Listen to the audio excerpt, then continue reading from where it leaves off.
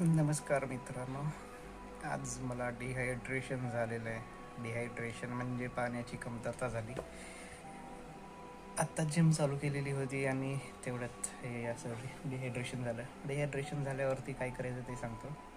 पहिलं तर अशा पद्धतीनं तुम्ही असं झोपायचं जेणेकरून तुमच्या मेंदूपर्यंत रक्तपुरवठा व्यवस्थित होईल. जर तुम्ही उठून बसत असताल आणि डिहायड्रेशन झालं तर तुम्हाला चक्करीची शक्यता आहे.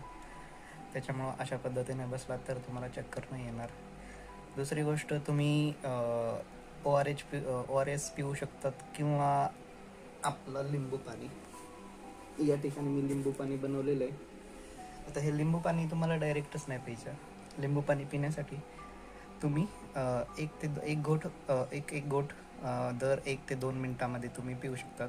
म्हणजे एक ग्लास जवळपास 5 ते 10 मिनटामध्ये पिऊन टाकायचा आणि अशा पद्धतीनं थोडं रिलॅक्स करायचं जेणेकरून तुम्हाला तुमची चक्कर जे येते ते चक्कर यायचं कमी होईल आणि तुमचं रिहायड्रेशन होऊन जाईल.